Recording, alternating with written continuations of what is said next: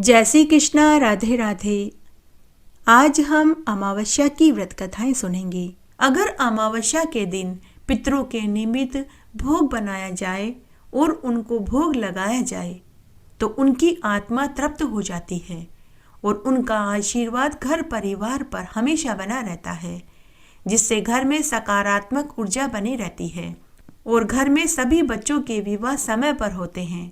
नौकरी में कोई बाधा नहीं आती, कोई रोग शोक दुख भी नहीं सताता। घर में अन्न धन के भंडार भरे रहते हैं। इसलिए अमावस्या के दिन खीर पूड़ी बनानी चाहिए और बर्फी का भोग अंगीरे पर लगाना चाहिए। हो सके तो एक ब्राह्मण दंपति को भोजन खिलाकर उन्हें अन्न वस्त्र रुपया दान में देना चाहिए। आइए अब हम अमावस्या की कहानी सुनते हैं। एक बार एक गांव में एक पंडित और पंडितानी रहते थे। वे लोगों की जन्मपत्री बनाते और देखते थे।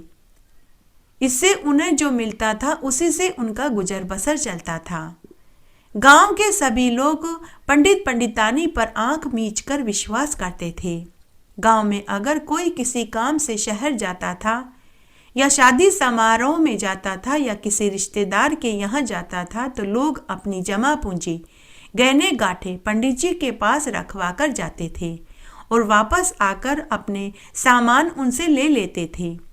सभी लोग खुद से ज़्यादा पंडित पंडितानी पर भरोसा करते थे। पंडित जी भी उनके भरोसे का मान रखते थे। तब एक बार की बात है, पंडित जी मंदिर जा रहे थे तो गांव के सेठ सेठानी उन्हें रास्ते में मिल गए। सेठ सेठानी पंडित जी से बोले कि पंडित जी महाराज, हम तो आपके ही पास आ रहे थे। पंडित जी ने पूछा कि सब कुशल क्षेम तो है? तो सेठ सेठानी बोले कि पंडित जी सब ठीक है। हम दोनों पति पत्नी चारधाम की यात्रा पर जा रहे हैं। हम अपनी जमा पूंजी गहने गांठे आपके पास रखवाने आए हैं। हमें अपने बेटा बहू पर तनिक भी भरोसा नहीं है। हमें खुद से भी ज़्यादा आप पर भरोसा है। पंडित जी ने कहा कि यह तो आपका बड़प्पन है। तब सेठ सेठानी ने पैसे और गहनों की पोटली पंडित जी को पकड़ा दी। पंडित जी बोले कि आपकी यात्रा मंगलमय हो।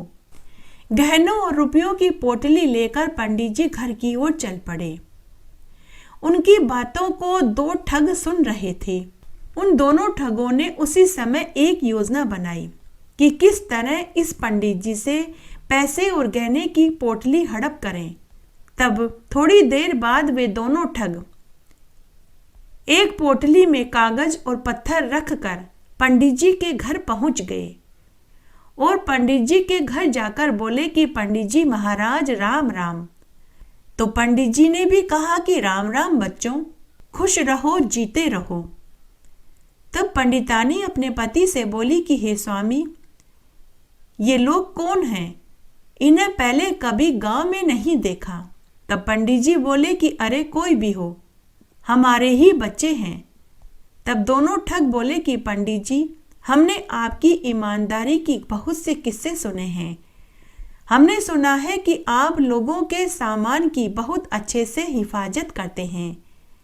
इसलिए हम दोनों दोस्त भी अपना कुछ सामान आपके पास रखवाने आए हैं। हम कुछ दिनों के लिए एक रिश्तेदार के यहाँ जा रहे हैं। हमारे पास कुछ गहने और रुपये हैं। हम इन गहनों और रुपयों की पोटली आपके पास रखवाने आए हैं। हम 2 दिन बाद आकर आपसे यह पोटली ले लेंगे। पंडित जी ने कहा ठीक है बच्चों, लेकिन 2 दिन बाद आकर जरूर यह पोटली ले लेना। तब पंडित ने पंडितानी को पोटली पकड़ाते हुए कहा कि भगवान यह पोटली तिजोरी में रख दो। तब पंडितानी पोटली रखने से पहले अपने पति से बोली कि हे स्वामी, एक बार यह पोटली खोल करके देख लो, मुझे ये लोग ठीक नहीं लग रहे।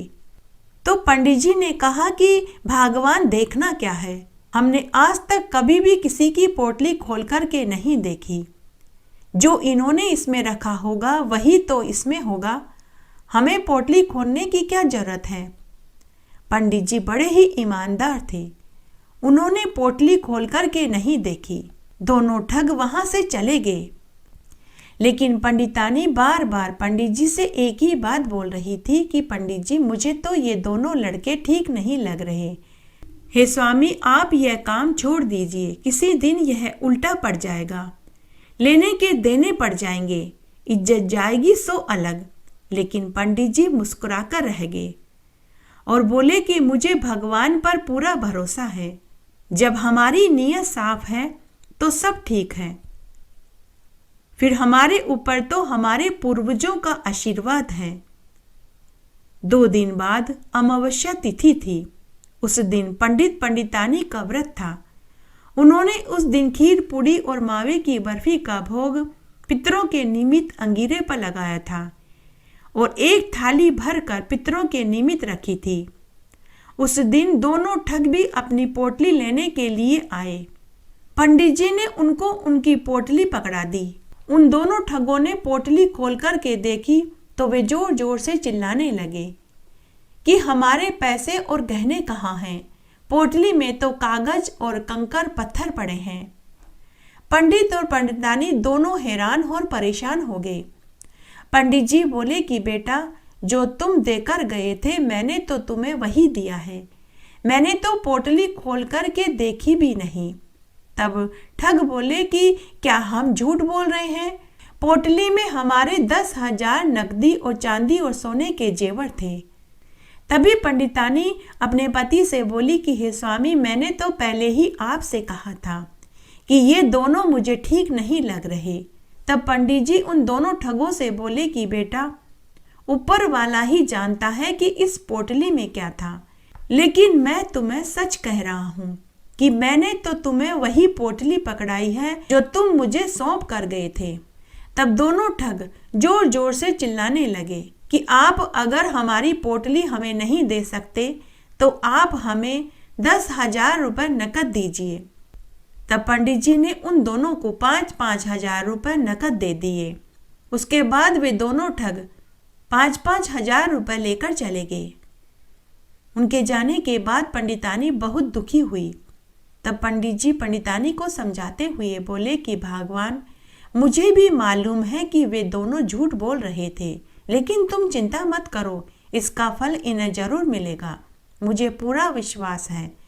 उस दिन पंडितानी बहुत दुखी हुई। उस दिन अमावस्या थी। रात्रि में उनके पितर उनके घर आए। उन दोनों ठगों को वे मजा चखाना चाहते थे कि तभी अर्धरात्रि में दोनों ठग पंडित जी की तिजोरी को लूटने के इरादे से वहां पहुंच गए। पंडित पंडितानी दोनों गहरी नींद में सोए हुए थे कि तब उनके पितरों ने सर्प का वेश धरा। जैसे ही ठगों ने तिजोरी खोलनी चाहिए कि सर्प रूपी पितरों ने उन दोनों ठगों को डस लिया। दोनों ठग जोर जोर से चिल्लाने लगे। पंडित पंडितानी की नींद खुल गई। दोनों ठगों को घर में देखकर पंडित पंडितानी बोले कि तुम यहाँ क्या कर रहे हो? तब उन दोनों ठगों ने पंडित जी से माफी मांगी। सर्प के डसने से वे दोनों ठग बेहोश हो गए। आवाज सुनकर पूरे गांव एकत्र हो गया। गांव के सरपंच ने पुलिस को बुला लिया। पुलिस के हवाले उन दोनों ठगों को कर दिया। इस तरह पितरों ने सर्प का रूप धरकर पंडित पंडितानी की मदद करी। सुख अमावस्या की कहानी। एक बार एक नगर में एक राजा रानी रहते थे। वे बड़े ही आनंद के साथ रहते थे। राजा रानी दोनों ही धार्मिक प्रवृत्ति के थे। रानी हर सुख अमावस्या का व्रत व पूजन करती थी। राजा के महल के ठीक सामने एक साहूकार की हवेली थी। रानी और साहूकारनी आपस में गहरी सहेलियां थीं। एक दिन सुबह सुबह हवेली में से रोने की आवाजें आ रही थी। रानी ने पूछा कि महाराज, यह रोने की आवाजें कहाँ से आ रही है? तो राजा ने कहा कि हे रानी, साहूकार का पुत्र मर गया है, इसलिए उनके घर में सभी दुखी हैं, तो वे दुख से रो रहे हैं। तो रानी ने कहा कि महाराज, यह दुख क्या होता है? मुझे भी दुखी होकर रोना है। लेकिन रानी की बात का राजा ने कोई जवाब नहीं दिया, क्योंकि उनके पास इसका कोई जवाब ही नहीं था। तभी उनका राज्य ज्योतिषी महल में आया। तो रानी ने राज्य ज्योतिषी से कहा कि हे ज्योतिषी जी, दुख क्या होता है? मुझे भी दुखी होकर रोना है। तो राज्य ज्योतिषी ने कहा कि महारानी जी, आप कोई ऐसा व्रत और पूजन करती हैं जिसके कारण आपके पास दुख आता ही नहीं है।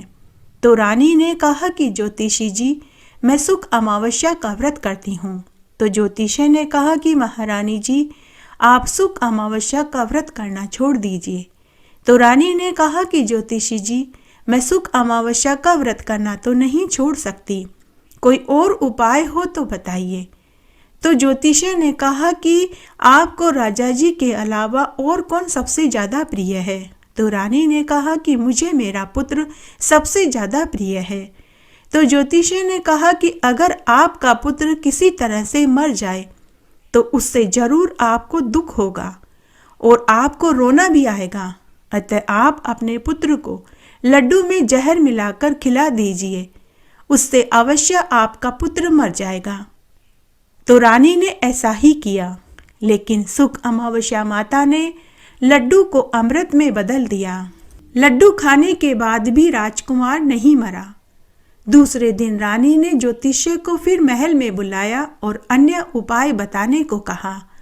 तो राज्य ज्योतिषी ने कहा कि महारानी जी, आप अपने पुत्र को महल की छत से नीचे आंगन में फेंक दीजिए, इससे वह जरूर मर जाएगा और आप दुखी होकर रोने लगेंगी।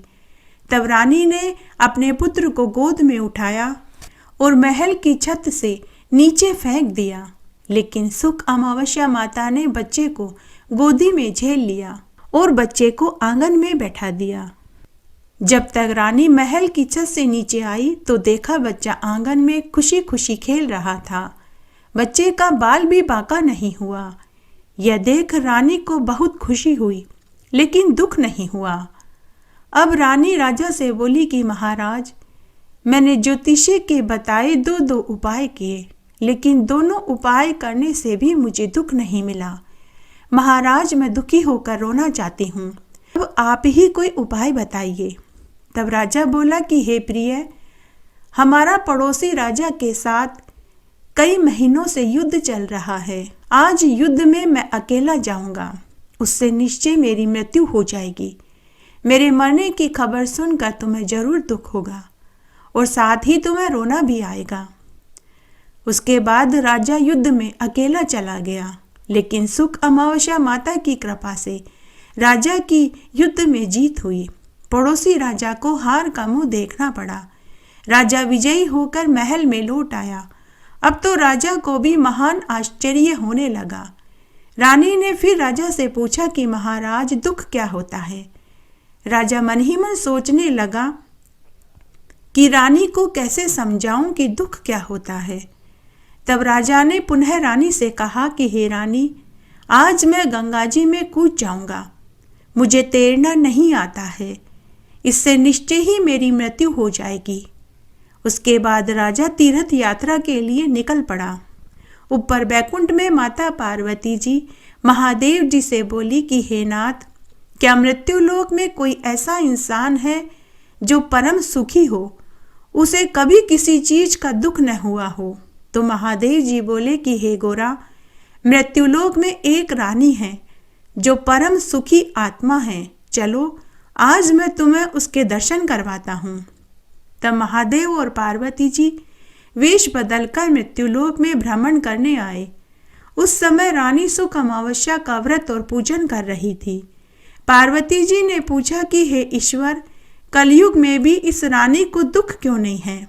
तो महादेव जी बोले कि हे पार्वती, यह रानी पूर्व जन्म में एक ब्राह्मणी थी और हमेशा सुख अमावस्या का व्रत करती थी और पीपल के पेड़ की पूजा करती थी। इसे पूर्व जन्म के संचित पुण्य कर्म की वजह से इस जन्म में भी सुख अमावस्या का व्रत और पूजन करना याद रहा और यह इस जन्म में भी सुख अमावस्या का व्रत और पीपल के पेड़ की पूजा करती रही। इसीलिए इसे जीवन में लेश मात्र भी दुख नहीं है। इसका पति गंगा में मरने गया है, लेकिन सुख अमावस्या माता उसे वहां भी बचा लेगी। और तब ऐसा ही हुआ। राजा वापस गंगा स्नान करके महल में लौट आया। अब राजा रानी के सुख अमावस्या व्रत की महिमा को जान चुका था। उसने पूरी नगरी में यह ढिंडोरा पिटवा दिया कि सभी को सुख अमावस्या का व्रत और पीपल के पेड़ की पूजा करनी चाहिए। अब राजा भी रानी के साथ सुख अमावस्या का व्रत और पूजन करने लगा। सुख अमावस्या का व्रत जब अमावस्या शुक्रवार के दिन पड़े उस दिन से शुरू किया जाता है और लगातार 21 अमावस्या तक व्रत करते हैं। पहले 5 अमावस्या में गेहूं के बने आटे का भोजन खाते हैं। गेहूं, तांबे का पात्र, गुड़, लाल वस्त्र दक्षिणा में दान में देते हैं। फिर आगे की 5 अमावस्या में चने की दाल का बना भोजन खाते हैं। चने की दाल, पीले वस्त्र, सोना दक्षिणा में दान में देते हैं। फिर आगे की 5 अमावस्या में मूंग की दाल का बना भोजन व्रत में खाते हैं तथा मूंग की दाल, हरा वस्त्र और मूंगा दक्षिणा में देते हैं। फिर बाकी की बची अमावस्या में चावल के आटे का बना भोजन व्रत में खाते हैं तथा चावल, सफेद वस्त्र और चांदी दक्षिणा में दान में देते हैं तथा उद्यापन में 2 या 5 जोड़ा जोड़ी ब्राह्मण को भोजन खिलाकर अपनी सामर्थ्य अनुसार दान दक्षिणा देते हैं। इस तरह सुख अमावस्या का व्रत पूरा करते हैं। उद्यापन करने के बाद ही व्रत का संपूर्ण फल प्राप्त होता है। बहुत पुरानी बात है। एक गांव में एक विधवा महिला रहती थी। उसको कोई औलाद नहीं हुई, वह अकेली रहती थी। तब एक बार उस गांव में एक साधु महात्मा जी आए। बुढ़िया माई महात्मा जी के पास गई और अपना दुख कहकर रोने लगी और वह बोली कि महात्मा जी, मैंने छोटी उम्र से ही दुख भोगे हैं। पैदा होते ही माँ बाप चल बसे। दूर के रिश्ते की मौसी ने मुझे पाल पोस कर बड़ा किया और मेरा विवाह किया। विवाह के 4 साल बाद ही मेरा पति भी चल बसा। मुझे एक पुत्र का सुख भी नसीब नहीं हुआ। महात्मा जी, मेरे भाग्य में इतनी पीड़ा क्यों लिखी हुई है? मैंने ऐसे क्या बुरे कर्म किए जिसकी मुझे ये सजा भोगनी पड़ रही है? महात्मा जी, इस जन्म में मैंने किसी को कोई दुख नहीं पहुंचाया। मैंने एक चींटी तक नहीं मारी, फिर मुझे इतना दुख उठाना क्यों पड़ रहा है? तब महात्मा जी बुढ़िया माई से बोले कि बुढ़िया माई, मनुष्य को प्रारब्ध तो भुगतने ही पड़ते हैं। बुढ़िया माई, तेरे पिछले जन्म के पाप कर्म हैं जो तुझे इस जन्म में भोगने पड़ रहे हैं। तो बुढ़िया माई बोली कि महात्मा जी, कोई ऐसा व्रत पूजा पाठ बताइए ताकि मेरा अगला जन्म सुधर जाए। तब महात्मा जी बोले कि बुढ़िया माई, तू हर अमावस्या का व्रत कर। उस दिन बड़, पीपल और खेजड़ी के पेड़ की पूजा कर। दूध दही से पेड़ को सींच। तेरा अगला पिछला सब पाप कट जाएंगे। तो उस बुढ़िया माई ने साधु महात्मा जी से पूछा कि महात्मा जी, कितनी अमावस्या का व्रत करूं? तो साधु महात्मा जी बोले कि बुढ़िया माई, 24 अमावस्या का व्रत कर और 24 अमावस्या का व्रत करके उद्यापन कर, जिसमें 13 सुहागिन स्त्रियों को भोजन खिला। तुझे तेरे पुण्य का अक्षय फल जरूर मिलेगा। उसके बाद वह बुढ़िया माई हर अमावस्या का व्रत करने लगी, बड़ पीपल के पेड़ की पूजा करने लगी। तब एक दिन उसकी पड़ोसन ने पूछा कि अरे बहन, तो ये किसका व्रत और पूजन करती है? तब बुढ़िया माई ने साधु महात्मा वाली पूरी बात अपनी पड़ोसन को बताई। तो पड़ोसन बोली कि बहन, आज से मैं भी तेरे साथ अमावस्या का व्रत और पूजन करूंगी। उसका नाम कांति बाई था। तब पड़ोसन भी उसके साथ अमावस्या का व्रत करने लगी और बड़ पीपल की पूजा करने लगी। पड़ोसन का नाम कांति बाई था। बुढ़िया माई तो व्रत का उद्यापन कर रही थी, जबकि कांति बाई के 12 ही अमावस्या के व्रत हुए थे। जब 24वीं अमावस्या आई तो बुढ़िया माई ने 13 सुहागिन ब्राह्मणियों को भोजन कराया और उन्हें सुहाग की सामग्री दी। उस दिन कांति बाई बार बार अपनी पड़ोसन के घर की ताका झाकी कर रही थी। उस दिन उसे नींद नहीं आ रही थी। तभी अर्धरात्रि को कांति बाई ने देखा कि उसकी पड़ोसन के घर में रोशनी हो रही थी। तभी वहां एक देव विमान आया। कांति बाई यह देखकर आश्चर्य में पड़ गई। वह मनी मन सोचने लगी कि मेरी पड़ोसन को लेने के लिए तो देवदूत देव विमान लेकर के आए हैं। मेरी पड़ोसन तो विमान में बैठ करके स्वर्ग जा रही है। तो कौन मुझे अमावस्या की कथा कहानियां सुनाएगा, कौन मेरे साथ बड़पीपल के पेड़ की पूजा करने के लिए जाएगा। तब कांतिबाई मनी मन सोचने लगी, मैं भी इस विमान में बैठकर स्वर्ग चली जाती हूँ, किसी को क्या पता चलेगा। तो कांतिबाई चादर ओढ़कर देव विमान में बैठ गई। जब देवदूत बुढ़िया माई को लेकर बैकुंठ के लिए उड़ने लगे तो देव विमान बीच रास्ते में हिचकोले खाने लगा। तभी वहां आकाशवाणी हुई कि हे देवदूतों, यह विमान आगे नहीं जा सकता क्योंकि इसमें एक दुष्ट पापी महिला भी बैठी है। तब देवदूतों ने विमान में देखा तो उन्हें वही महिला चादर ओढ़कर दिखाई दी। तब देवदूतों ने उसे नीचे गिरा दिया। कांतिबाई नीचे गिरते समय बड़पीपल के पेड़ के ऊपर जाकर गिरी, जिससे उसकी मृत्यु तो हो गई, लेकिन वह अपने पाप दोष के कारण पिशाचनी बन गई और वह उसी पेड़ पर 100 बरस तक चिपकी रही। तब एक बार की बात है, बैसाखी अमावस्या का दिन था।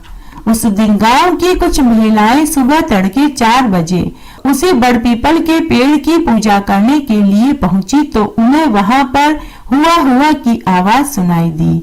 उनमें से कुछ महिलाएं डर गई और वे बोली कि इस पेड़ पर कोई भूत प्रेत डाकन का वास है, हम अभी घर वापस चलते हैं, जब उजास हो जाएगी तो आकर पेड़ की पूजा कर लेंगे। लेकिन उनमें से एक औरत समझदार थी, वह बोली कि डरो मत, तुम सब यहीं रहो, मैं देख कर के आती हूँ। तब उसने कहा नहीं नहीं, हम भी तुम्हारे साथ चलते हैं। तब सभी महिलाएं बड़पीपल के पेड़ के पास पहुंची तो वह महिला उससे बोली कि वही पेड़ पर कौन है, जीव जिनावर भूत प्रेत डाकिन कौन है। तभी वह पिशाचिन बनी कांतिबाई ने अपनी आप बीती सुनाई और बोली कि मैं पिशाचिनी हूँ, लेकिन तुम्हें मैं कोई नुकसान नहीं पहुंचाऊंगी। बहन, मैंने 12 अमावस्या का व्रत किया, लेकिन जब मेरी पड़ोसन को लेने के लिए देव विमान आया तो मैं चोरी चोरी उसमें बैठकर बैकुंठ जाने लगी तो मुझे देवदूतों ने नीचे फेंक दिया, जिससे मेरी मृत्यु तो हो गई, लेकिन पाप दोष के कारण मैं पिशाचनी बन गई। बहन, आज बैसाखी अमावस्या का व्रत है, अगर तुम मुझे अपनी अमावस्या के व्रत का फल दे दोगी तो मुझे मुक्ति मिल जाएगी और तुम्हें इसका अक्षय फल मिलेगा। तब उन महिलाओं ने निश्चय किया कि हम अपनी अपनी अमावस्या के व्रत का फल इस पिशाचनी को दे देते हैं ताकि इसका उद्धार हो जाए और हमें इसका पुण्य फल मिले। तब उन महिलाओं ने वहीं बैठकर बड़पीपल की पूजा करी। पूजा करने के बाद अंजलि में जल लिया और अपनी अमावस्या के व्रत का फल कांतिबाई को सौंप दिया। ऐसा बोलते ही वह पिशाचनी पेड़ के ऊपर से धड़ाम से जमीन पर गिर पड़ी और जलकर खाक हो गई। दिव्य देह धारण करके रेशमी वस्त्र और कीमती आभूषण पहनकर देव विमान में बैठकर के बैकुंठ जाने लगी तो उससे पहले उसने उन महिलाओं को धन दौलत और सुख समृद्धि का आशीर्वाद दिया और फिर वह विमान में बैठकर के बैकुंठ में चली गई। पूजा करने के बाद जब वे महिलाएं अपने घर आई तो उन्होंने देखा कि उनका घर धन दौलत व अन्न धन के ढेर से भरा पड़ा था।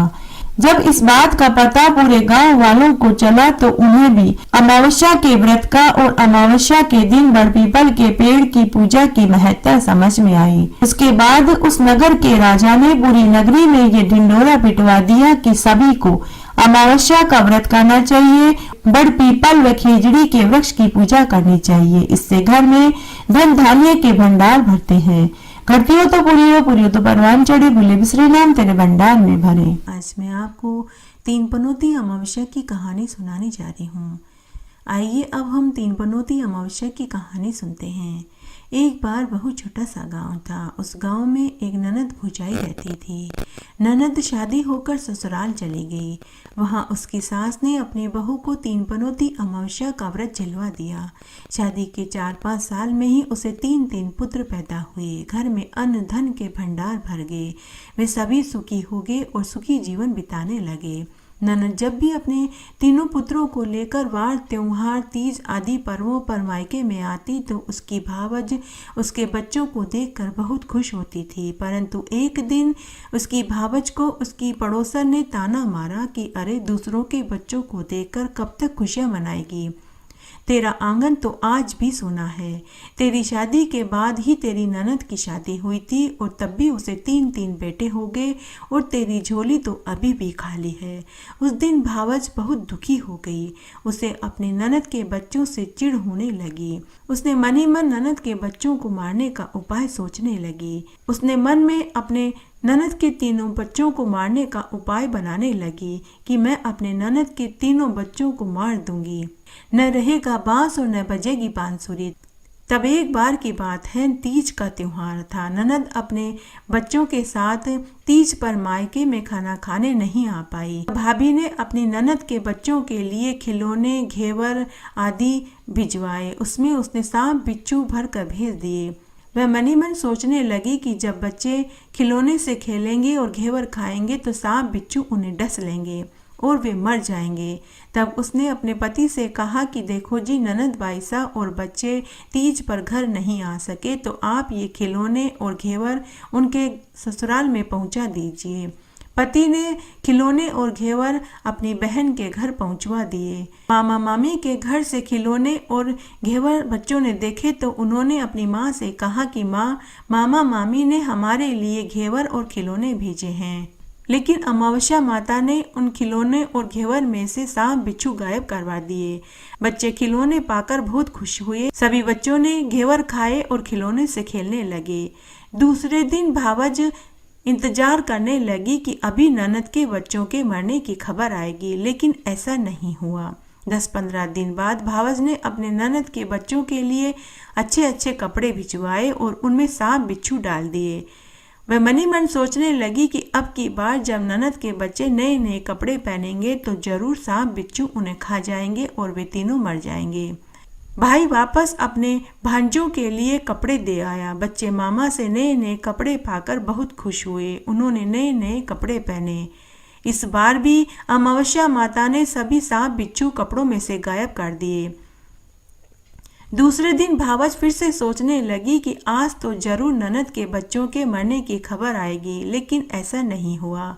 भावज सोच में पड़ गई कि मेरे दोनों उपाय बेकार चलेंगे। शायद सांप बिच्छू रास्ते में ही निकल जाते होंगे, घर तक पहुंचते ही नहीं होंगे। फिर उसने घी और मावे के लड्डू बनाए और उनमें जहर डाल दिया। इस बार तो ननद के बच्चे लड्डू खाकर जरूर मर जाएंगे, वह मनी मन सोचने लगी। फिर उसने अपने पति के साथ ननद के बच्चों के लिए घी के लड्डू भिजवाए, लेकिन अमावस्या माता ने लड्डुओं को अमृत के समान मीठे कर दिए और जहर गायब कर दिया, क्योंकि उसकी माँ हर महीने 3 बनौती अमावस्या का व्रत करती थी। भगवान महादेव और माता पार्वती और अमावस्या माता उनके बच्चों को बचा रही थी। बच्चों ने मामा के लाए हुए लड्डुओं को खाया, लेकिन उनका बाल भी बाका नहीं हुआ।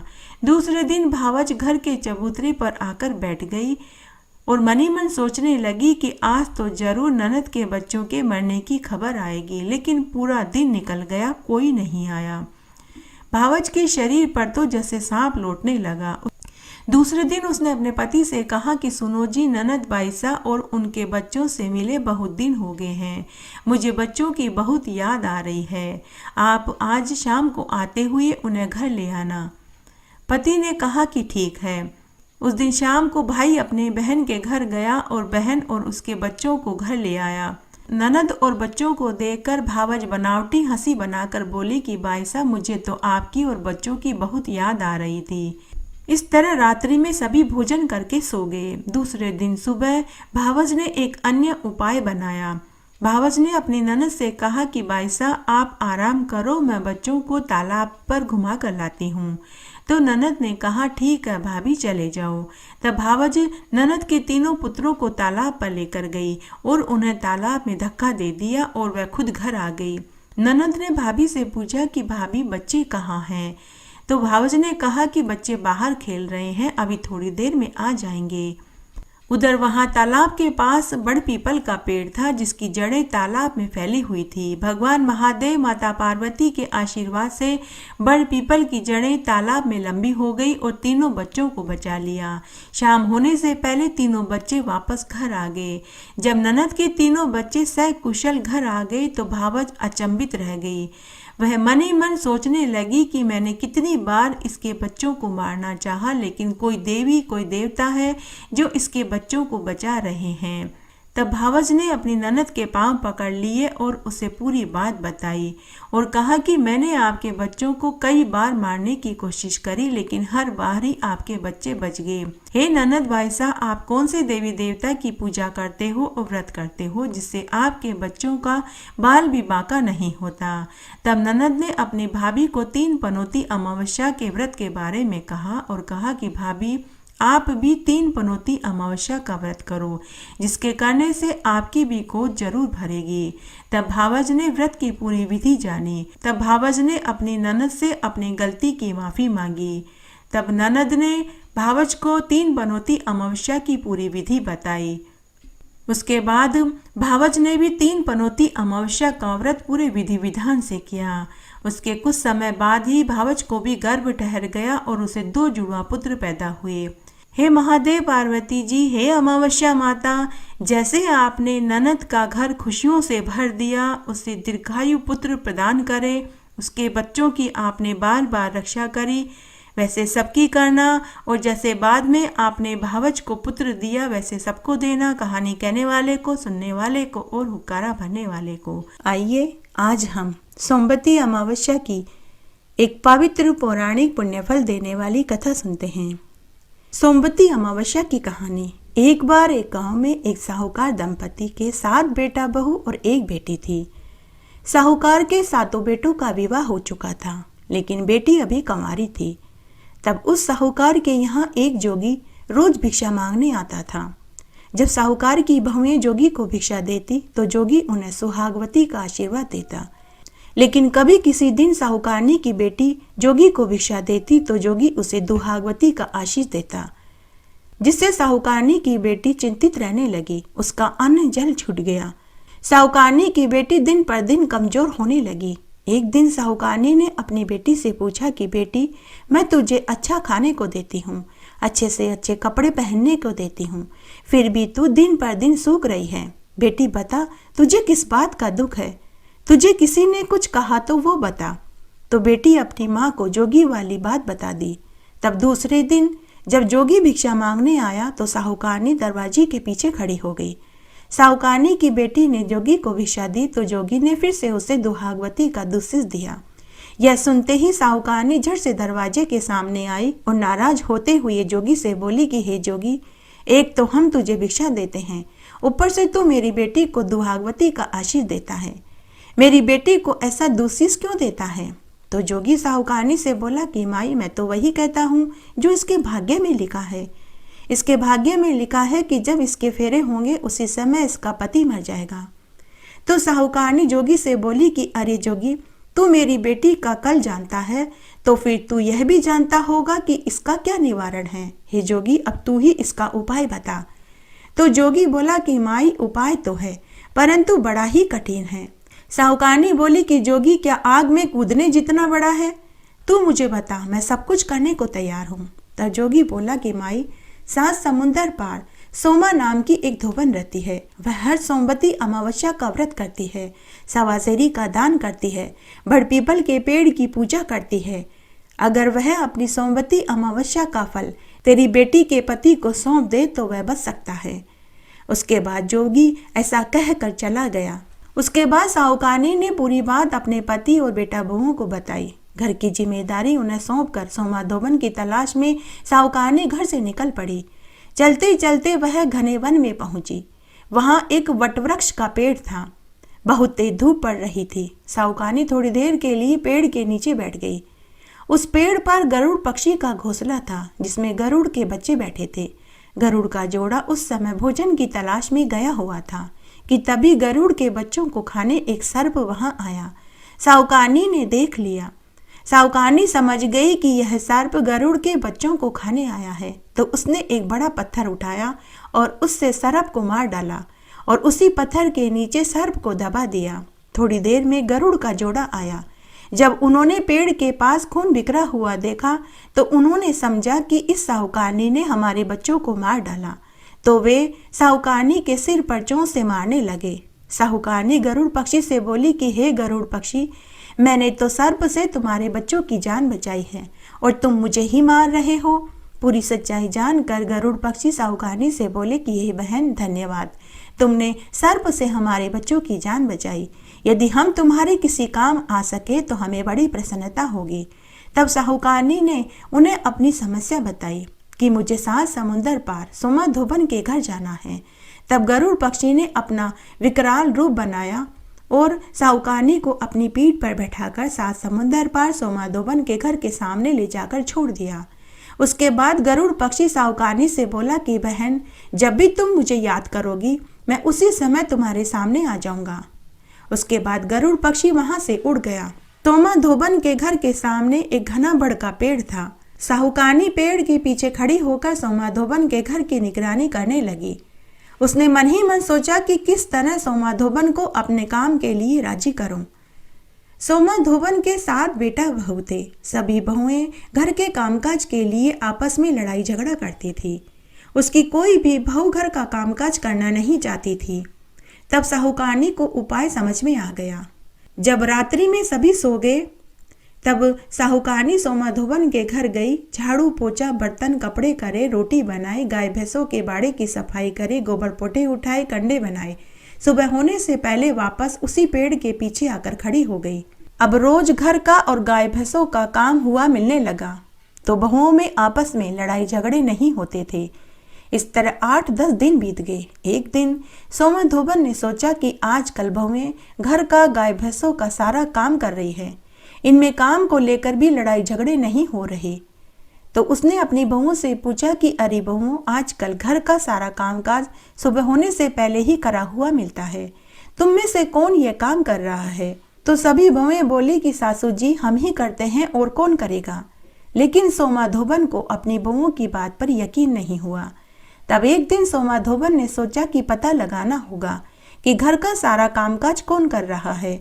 तो सोमाधोबन एक रात्रि को सोने का बहाना बनाकर चादर ओढ़ के सो गई कि तभी अर्धरात्रि में साहूकारनी आई। घर का और गाय भैंसों का सारा कामकाज करके जाने लगी। तो सोमाधोबन ने उसका पल्लू पकड़ लिया और पूछने लगी कि अरे तू कौन है और तू क्यों मेरे घर का कामकाज करती है? तुझे मुझसे क्या चाहिए, बता। तब साहूकारनी ने धोबन से कहा कि बहन, पहले वचन दो तो बताऊं। तो धोबन बोली कि बाचा त्रिबाचा, ऊभी सूकूं, धोबी के कुंड में काकरा होकर पड़ी रहूं अगर तेरा वचन चूकूं तो साहूकारनी ने पूरी सच्चाई बता दी और अपने साथ चलने की विनती करने लगी। साहूकारनी ने सोमाधोबन के चरण पकड़ लिए और करुण रुदन करने लगी। सोमाधोबन को साहूकारनी पर दया आ गई। तब धोबन ने अपने पति और 7 बेटा बहुओं को पूरी बात बताई और घर की जिम्मेदारी सौंपते हुए बोली कि मैं इस साहूकारनी के साथ जा रही हूँ, आने में समय लगेगा। पीछे से यदि किसी की मृत्यु हो जाए तो उसे जलाना मत, तेल के बड़ी कोठी में रख देना और मेरे आने का इंतजार करना। उसके बाद साहूकारनी ने पुनः गरुड़ पक्षी को याद किया कि तभी गरुड़ पक्षी वहां उपस्थित हो गया। साहूकारनी और धोबन गरुड़ के पंखों पर बैठकर घर आ गए। साहूकारनी ने बेटी का ब्याह रचाया। तब शादी वाले दिन सोमाधोबन ने काचा करवा और तात की डोरी मंगवाई। काचे करवे में दूध भरा। फेरों के समय दूल्हा दुल्हन के पास बैठ गई। 3 फेरे होते ही एक काला सर्प आया। धोबन ने झट से सर्प के आगे कच्चे दूध का करवा रख दिया। जैसे ही सर्प दूध पीने लगा तो धोबन ने सर्प को उठाकर कच्चे करवे में डाल दिया, ढक्कन लगाकर तात की डोरी से बांध दिया। लेकिन मृत्यु योग और काल की घड़ी के आने से साहूकारनी के बेटी का पति मर गया। तब सोमाधोबन ने थोड़ा सा पानी हाथ में लिया, उसमें मांग में से सिंदूर, नखों में से मेहंदी, आंखों के कोयों में से काजल, टीकी में से रोली निकाली और सबको हथेली के जल में डालकर घोला और उसका छींटा साहूकारनी के दामाद पर डाला और बोली कि आज तक जितनी भी सोमवती अमावस्या का व्रत मैंने किया उसका फल इसको लग जाए। ऐसा कहते ही और उस पानी का छींटा देते ही दूल्हा उठकर खड़ा हो गया। दूल्हे को जीवित देखकर वहां खड़े सभी लोग हक्के बक्के रह गए। उसके बाद बाकी के बचे हुए फेरे पूरे हुए। साहूकारनी ने अपनी बेटी को खूब सारा दान दहेज देकर खुशी खुशी विदा कर दिया। शादी का सारा कामकाज पूरा हो गया। उसके बाद सोमाधोबन वापस अपने घर जाने लगी तो साहूकारनी सोमाधोबन से बोली कि बहन, तूने मेरे बेटी के सुहाग को लौटाया है, मेरे दामाद को जीवन दान दिया है। तुम मांगो, तुम्हें क्या चाहिए? तुम जो भी मांगोगी मैं तुम्हें देने को तैयार हूँ।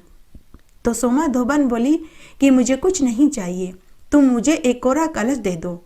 उसके बाद सोमाधोबन कोरा कलश लेकर खुद के घर की ओर चल दी। चलते चलते रास्ते में सोमवती अमावस्या आई। सोमाधोबन ने उस कलश में तालाब से जल भरा और पीपल के पेड़ को सींचा, अमावस्या की पूजा करी और उस कलश के 108 टुकड़े करे, उन्हें घिस कर रुपयों की तरह गोल बना दिया। कथा करी, फिर पीपल की उन 108 टुकड़ों से फेरी दी। 108 परिक्रमा देने के बाद उन टुकड़ों को वहीं पीपल के नीचे खड्डा खोद कर गाड़ दिया और घर आ गई। घर आई तो धोबन को पता चला कि उसका पति मर गया है। बच्चों ने उन्हें तेल की कोठी में रख छोड़ा है। तब सोमाधोबन ने आंखों की कोर में से काजल निकाला, टीकी में से रोली निकाली, नखों में से मेहंदी निकाली, मांग में से सिंदूर निकाला। उन सबको हथेली में जल में घोलकर उसका छींटा अपने मृत पति के ऊपर छिड़का और बोली कि हे अमावस के देवता, पहले सोमवती अमावस्या का फल मैंने साहूकारनी के दामाद को दिया, किंतु रास्ते में मैंने सोमवती का व्रत और पूजन किया, उसका फल मैं मेरे पति को देती हूँ। इतना कहते ही सोमाधोबन का पति जीवित हो गया। थोड़ी देर बाद घर का जोशी सोमवती अमावस्या का दान मांगने आया तो सोमाधोबन बोली कि पंडित जी, मैंने रास्ते में सोमवती अमावस्या का व्रत किया था और वहीं मैंने पूजन किया था। जो कुछ भी दान किया था वो मैंने वहीं खड्डा खोद कर गाड़ दिया। उसके बाद पंडित जी सोमाधोबन के बताए हुए स्थान पर गया। पीपल के पेड़ के नीचे खड्डा खोद कर देखा तो वहां 108 सोने की मोहरें मिली। पंडित जी ने सभी मोहरों को अपने गमछे में बांधा और वापस धोबन के घर आया और बोला कि हे यजमान, आपने तो 108 सोने की मोहरों का दान किया है और फिर कहते हो कि आपने तो कुछ नहीं किया। तो सोमाधोबन पंडित जी से बोली कि पंडित जी, यह सब तो आपके भाग्य का है, तो आप ही रख लो। पंडित जी बोला कि नहीं यजमान, मेरा तो 1/4 हिस्सा बनता है, बाकी का धन तो आपका है, आप इसका जो चाहे करें। उसके बाद बाकी का धन पंडित जी सोमाधोबन को देकर चला गया। हे सोमवती अमावस्या माता, जैसे आपने साहूकारनी की बेटी और सोमाधोबन को उसका सुहाग वापस लौटाया, वैसे सबको लौटाना। कहानी कहने वाले को, सुनने वाले को और हुकारा भरने वाले को। गणेश जी की कहानी। एक गांव में एक अंधी विधवा बुढ़िया माई अपने बेटा बहू के साथ रहती थी। उसका बेटा दिहाड़ी मजदूरी करता था। वह 2 समय जितना ही भोजन का प्रबंध कर पाता था। वे बहुत गरीबी में जीवन जी रहे थे। अंधी बुढ़िया माई गणेश भगवान की परम भक्त थी। वह रोज नहा धोकर गणेश जी की पूजा पाठ किया करती थी। तब एक दिन गणेश भगवान बुढ़िया माई की पूजा और सेवा से प्रसन्न हो गए और उसे एक रात्रि में स्वप्न में दर्शन देकर बोले कि हे बुढ़िया माई, मैं तेरी पूजा पाठ से प्रसन्न हुआ। मैं तुझे एक वरदान देना चाहता हूँ, तू मांग, तुझे क्या चाहिए। तब स्वप्न में ही बुढ़िया माई बोली कि हे गणेश जी भगवान, मुझे मांगना नहीं आता। तो गणेश भगवान बोले कि बुढ़िया माई, तू अपने बेटा बहू से पूछ ले, मैं कल दोबारा इसी समय आऊँगा। ऐसा कहकर गणेश भगवान अंतर्ध्यान हो गए। सुबह जब बुढ़िया माई सोकर उठी तो उसे अपने स्वप्न वाली बात याद आई। तब उसने अपने बेटा बहू को गणेश जी वाली बात बताई। तो बेटा अपनी माँ से बोला कि माँ, तू तो धन मांग ले ताकि हमारी गरीबी दूर हो जाए।